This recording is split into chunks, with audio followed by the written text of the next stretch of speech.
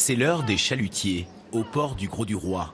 La journée a été bonne, mais à côté des bacs à poissons, une poubelle témoigne d'une autre pêche. L'équipage a fait le plein de plastique. La mer Méditerranée en reçoit 700 tonnes par jour. 80% sont en fait d'origine terrestre. Retour à l'envoyeur donc, grâce à ces pêcheurs. Ils collectent tout ce qu'ils trouvent.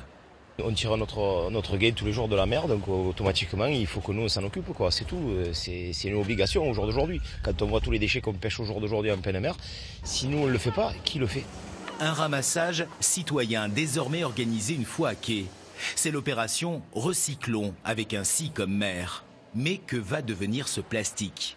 La réponse se trouve à 400 km dans la Plastic Valley d'Oyonnax. Une entreprise d'insertion régénère les polymères. Elle leur donne une seconde vie. Pour ce plastique de la mer, qui sent toujours la mer une fois broyé, c'est un peu plus compliqué. Cette matière ne peut pas être retriée sur cette ligne de tri, simplement parce qu'elle a été soumise à un milieu marin qui a beaucoup influencé ses caractéristiques physiques et chimiques. On ne peut pas se permettre de la réintégrer dans une chaîne de production qui va ensuite être utilisée pour faire des pièces pour l'alimentaire ou le médical, par exemple. En plus, le plastique produit serait cassant. D'où la création d'un moule qui renferme un procédé top secret. On saura seulement qu'après compression et friction, les miettes de plastique s'amalgament. On a mis au point un procédé de fabrication qui va nous permettre d'échauffer la matière uniquement par action mécanique.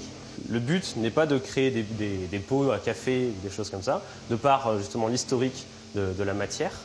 Le but est de créer un petit pot à géranium ou un petit pot à crayon. Des souvenirs bientôt en vente sur la côte, histoire d'effacer le mauvais souvenir d'une pollution quotidienne.